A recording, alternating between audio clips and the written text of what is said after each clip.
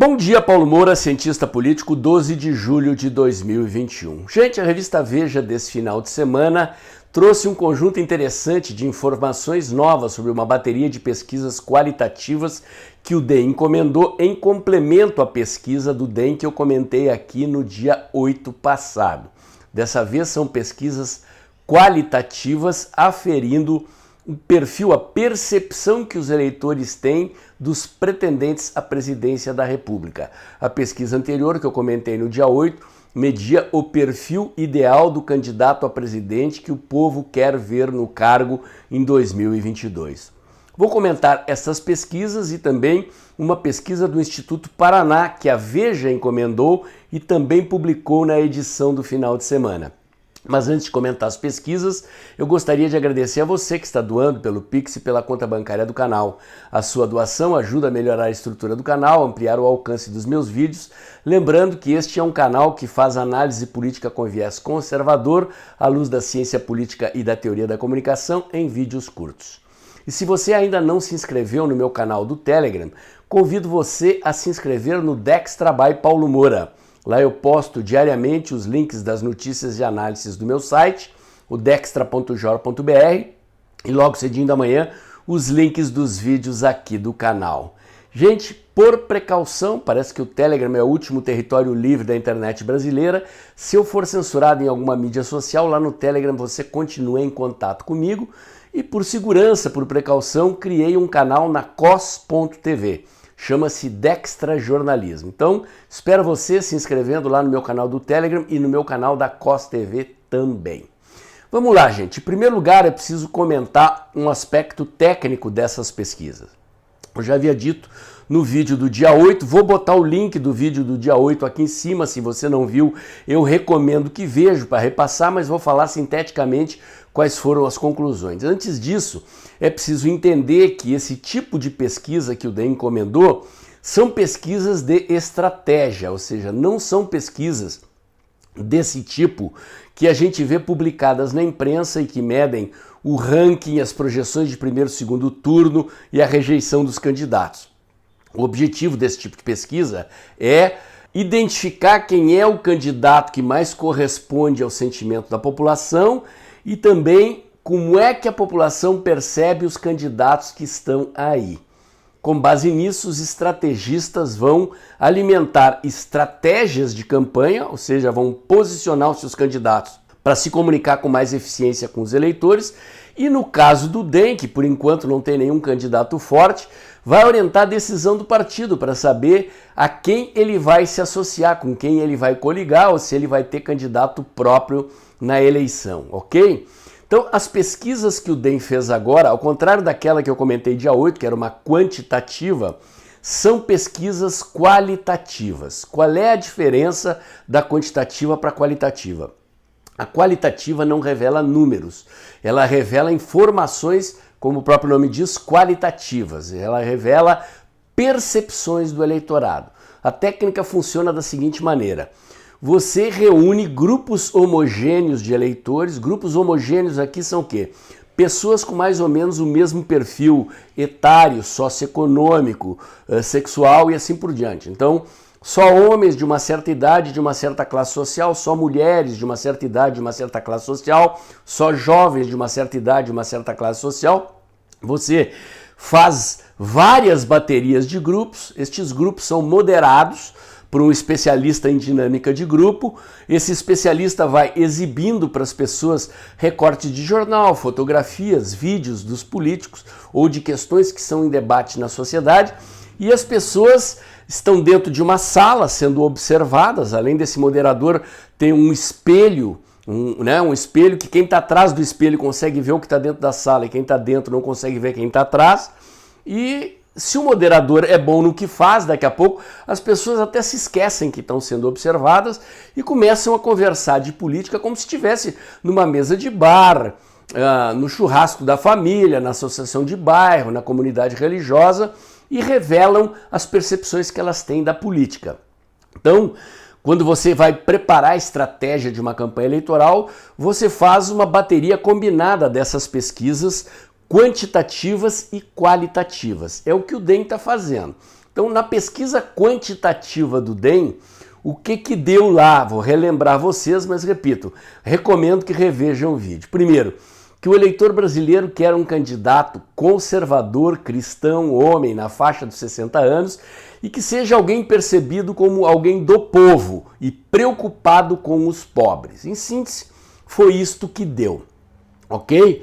Essa pesquisa qualitativa agora, ela não mede o perfil do candidato ideal que as pessoas querem, elas medem a percepção que as pessoas têm dos candidatos. Então, vou passar para vocês aqui as informações que a pesquisa do DEM revelou, ok? Não é o que eu acho dos candidatos, é o que a pesquisa disse que o povo acha. Então vamos lá. Em primeiro lugar, Moro. Moro é percebido como um cara honesto, competente, né? Que tem como mérito ter prendido Lula, mas os pesquisados ali acharam que ele errou ao entrar no governo do presidente Bolsonaro e, olhem só, as pessoas acham que ele se perdeu e se queimou. Em síntese, esta é a percepção do Moro. É alguém que está com filme queimado perante a sociedade, apesar de ter características que o eleitor considera positivas. Lembre-se que o quesito honestidade já apareceu lá na pesquisa quantitativa do DEM. Embora sempre aparece, né? Um candidato honesto, o eleitor sempre diz que quer, mas a experiência ensina que às vezes, se o cara é governante, a economia vai bem. Lembra-se que o Lula se reelegeu mesmo sendo protagonista daquela roubalheira toda que aconteceu nos governos do PT, o povo fecha os olhos, fecha o nariz e vota no cara pensando com o próprio bolso. Mas enfim, a honestidade de um candidato é um dos critérios de escolha segundo a pesquisa quantitativa e o Moro tem esse mérito. Mas o que interessa aqui é isso. Para a opinião pública, para os pesquisados do DEM, Moro está com o filme queimado, ele se perdeu o rumo. Eu acho que o Moro não vai ser candidato, mas enfim, o DEM foi lá e testou. Testaram também o Eduardo Leite, lá o governador do Rio Grande do Sul, que acabou de sair do armário, e ali com o Leite aconteceu uma coisa fatal. Ele é considerado uma renovação, uma novidade na política, mas consideram ele muito jovem para concorrer à presidência da República. Pela minha experiência, isso é fatal. O Leite tem acho que 36 anos de idade, e eu já vi muito candidato assim, muito jovem, às vezes ele nem era tão jovem, mas tinha uma cara muito jovem, e o eleitor, apesar de simpatizar, não entrega uma prefeitura, um governo de estado e muito menos a presidência da República para um candidato muito jovem. Sem contar que eu acho que o Leite não emplaca, eu acho que o Dória tem controle do PSDB, que o candidato do PSDB vai ser ele, e o PSDB aí está projetando o nome do Leite para o futuro, para eleições futuras. É claro que o grupo do Fernando Henrique Cardoso, ali do pessoal do PSDB que não gosta do Dória, preferiria ter o Leite mesmo para perder, mas eu acho que o Leite perde para o Dória a prévia do PSDB. De qualquer maneira, ele é percebido como alguém muito jovem e que, por causa disso, não receberia o voto dos eleitores brasileiros. Mandetta, outro que eu acho que não vai concorrer, ele é do DEM, então o DEM está testando o nome dele, acho eu mais para se cacifar nas negociações, eventualmente, se for o caso, emplacar o Mandetta como vice de alguém, ou se apresentar aí como tendo um candidato a presidente para valorizar o passe na hora de negociar alianças eleitorais com os outros partidos. O Mandetta é percebido como um cara competente, de repente se beneficiou daquele período do início do governo do presidente Bolsonaro em que ele apareceu muito na mídia, mas como um desconhecido. Ou seja, se o Mandetta fosse candidato a presidente, o estrategista dele teria que dedicar um bom tempo, já deveria estar dedicando, a tornar o Mandetta conhecido. Não é impossível alguém crescer se ele é bem percebido e é desconhecido. Basta torná-lo conhecido, eventualmente pode crescer. Eu não acredito. Além do que, não acho que o Mandetta esteja com um volume de visibilidade de mídia suficiente para torná-lo conhecido até a eleição do ano que vem. Ele teria que estar constantemente na mídia, né, como esteve lá quando era ministro da Saúde, ou como o Dória está como governador de São Paulo, como ele fica fazendo propaganda de si mesmo nas entrevistas coletivas do governo, e não está. Então, estes são 3 candidatos que eu diria assim irrelevantes, ok? Eu não vejo que eles tenham chances, mas é assim que eles são percebidos pelos eleitores. Vamos aos outros candidatos. O próximo então é o Ciro Gomes. Gente, como é que o Ciro Gomes é percebido? O povo acha que ele tem boas propostas, mas é um descontrolado. Descontrolado. Você entregaria a direção do seu carro, a direção de um negócio, a presidência da República para um indivíduo descontrolado? Pois é. O Ciro Gomes se ferrou já nas outras campanhas eleitorais que ele participou, justamente por não ter controle da própria língua e das próprias atitudes. Ele termina se atrapalhando e se queimando. O que a pesquisa mostra é que, como ele é percebido como alguém que tem boas propostas, é que ele é um bom enrolador. As propostas dele são péssimas. Isso sou eu que acho, não é o que a pesquisa deu. O que o povo acha é que ele tem boas propostas, mas ele é um descontrolado. Okay? Então esta é a percepção do Ciro Gomes. E o Dória, gente? O Dória é percebido como bom gestor, como persistente, como o cara que batalhou para trazer vacinas, mas como um cara da elite e como um cara muito político e muito ambicioso. Lembrem-se que lá na pesquisa quantitativa do DEM, que eu analisei dia 8, mostrou que uma das características que o povo quer no futuro candidato à presidência da República é que ele seja alguém do povo, ligado ao povo e preocupado com os pobres.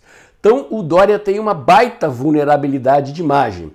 Além dele transparecer essa ideia assim de ser muito político, muito ambicioso, né, que transparece uma imagem negativa, né, de alguém que persegue o poder com muita voracidade. Esse fato dele ser percebido como uma almofadinha, né, o calcinha apertada, como diz o presidente Bolsonaro, parece que o carimbo colou no Dória, tende a ser fatal para ele. Né? A coisa das vacinas, olha gente, se o Dória tivesse que se beneficiar pelo fato de que trouxe a Coronavac para o Brasil, eu acho que ele já teria se beneficiado. O cara está aí constantemente na mídia desde o início dessa crise, utilizando isso como cavalo de batalha, fazendo propaganda de si mesmo e não colou, ele não passa, assim, nas melhores pesquisas para ele aparece com 4%, 5%, em geral aparece com 3%, 3,5% nas pesquisas. Se o Dória fosse decolar, eu acho que ele já teria decolado. Sem contar exatamente isso, essa imagem de elitista, ambicioso, né, excessivamente político, é algo negativo, algo prejudicial à imagem dele. O Lula, por sua vez, é percebido como alguém do povo, mas como corrupto. Lembre-se que eu disse aqui, muita gente nos comentários do outro vídeo disse, não, o Lula não é do povo. Eu não disse que o Lula é do povo, eu estou dizendo que o povo percebe o Lula como sendo alguém do povo.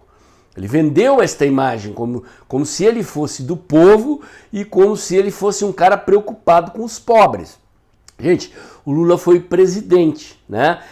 O Bolsa Família nasceu no governo dele. Na verdade, a origem do Bolsa Família é anterior, é nos governos anteriores, mas quem deu uma embalagem para o Bolsa Família e transmitiu a imagem de preocupação com os pobres foi o Lula e há um resquício dessa memória. Mas observem a questão da corrupção. Eu sempre disse aqui, gente, vocês são testemunhas, quem acompanha os vídeos do meu canal sabe. Quer dizer, esse negócio do vínculo do Lula com a corrupção é uma vulnerabilidade enorme. Então, quando a campanha começar e o Lula começar a tomar porrada nesse aspecto, ou seja, quando nós, nas redes sociais, a estrutura da campanha do presidente Bolsonaro começar a trazer à tona a memória do povo brasileiro, os escândalos de corrupção dos governos do PT, o Lula vai ter problema. E é exatamente por isso que ele está submerso.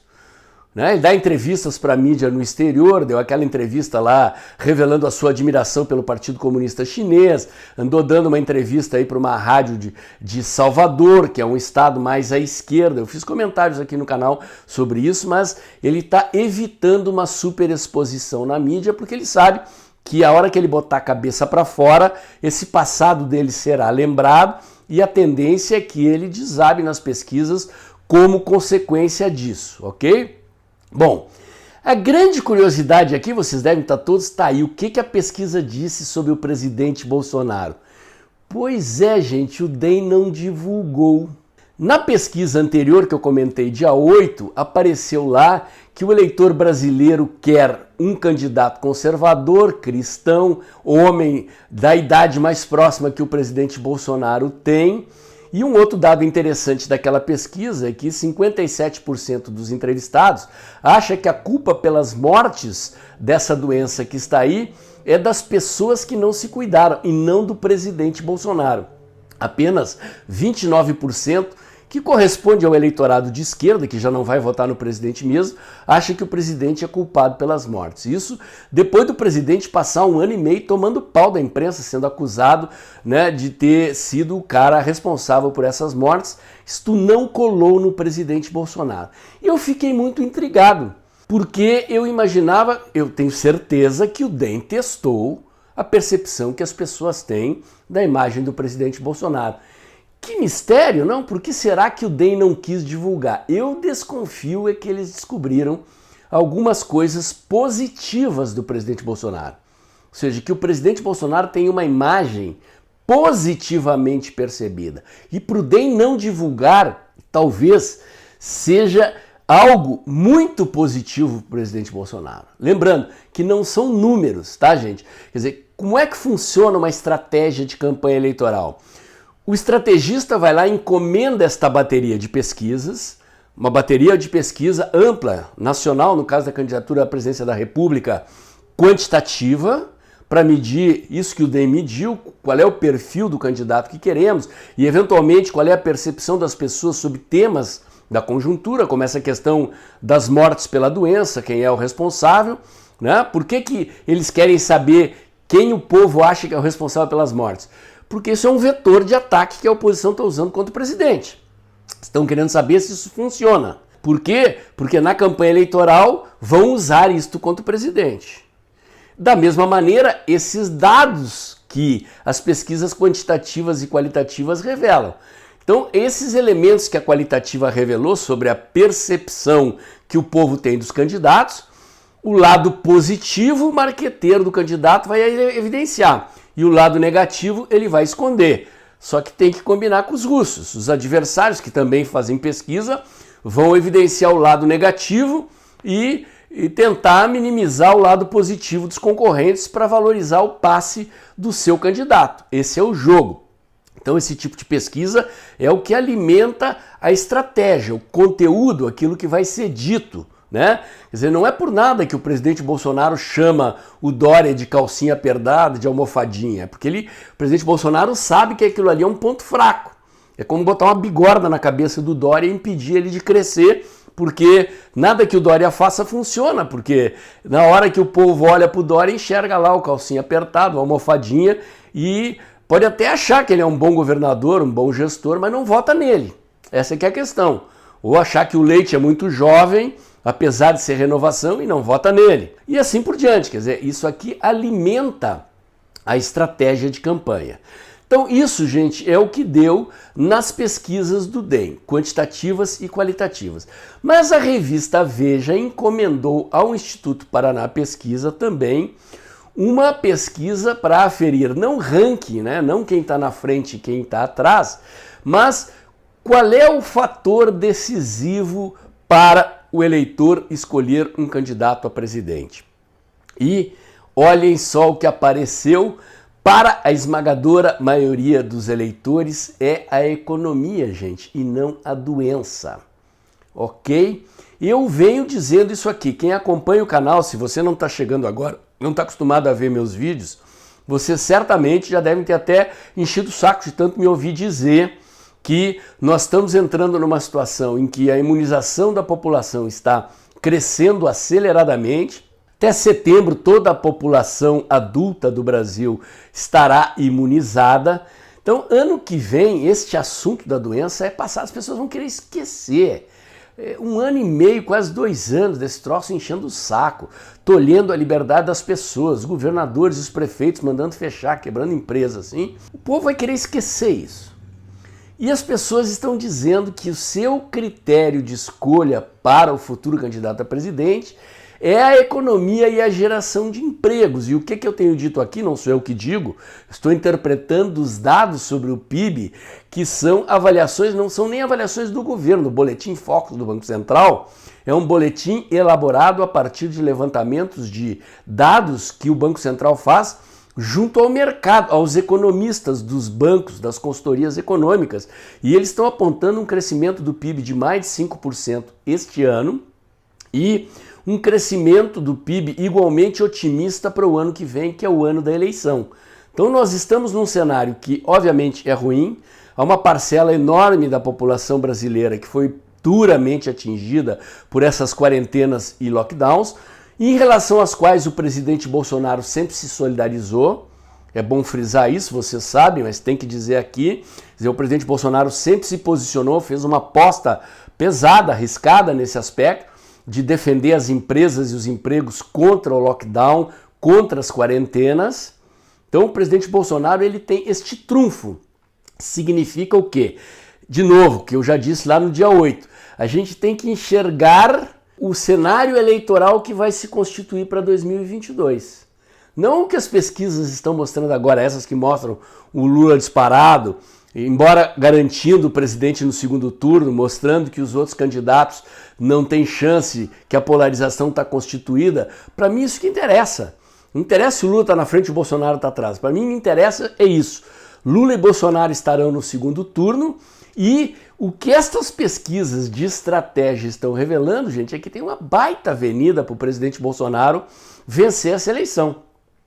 Basta que aquelas pessoas que vão cuidar da elaboração da estratégia do presidente estejam fazendo pesquisas desse tipo também. Eu tenho certeza que estão ou que farão.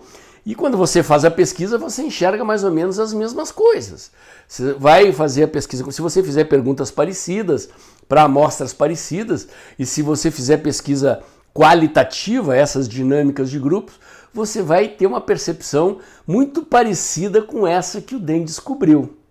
E para mim, repito, muito intrigante que o DEM escondeu os dados qualitativos sobre a percepção que a população brasileira tem do presidente Bolsonaro. Mas a julgar por isso que tem aí, né, pelos dados que estão aí, as chances dos adversários são muito ruins. Não será difícil o presidente atacar o ponto fraco dos seus adversários, inclusive a questão da corrupção do Lula. Isso tende a criar problemas sérios para o Lula na eleição.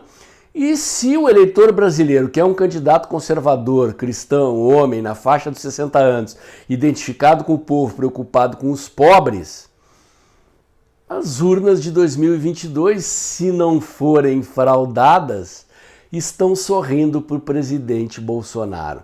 Muita gente ainda não está vendo isso, principalmente esses caras da mídia aí que detestam o presidente, mas podem ter certeza que os partidos políticos, as raposas velhas de todos os partidos, olham para esses números e enxergam o que eu estou dizendo aqui que vai acontecer em 2022.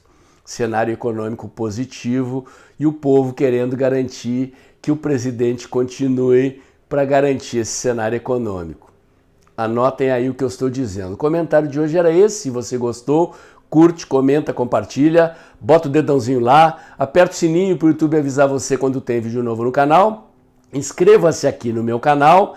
Inscreva-se no meu canal do Telegram, o Dextra by Paulo Moura. Lembre-se, inscreva-se também por precaução, se eu for censurado em alguma rede. Os meus vídeos estão também lá na cos.tv, canal Dextra Jornalismo. E aproveita que o vídeo está acabando para não esquecer, faz um pix aí, ajuda o canal a crescer, ok? O vídeo de hoje era esse e até o próximo.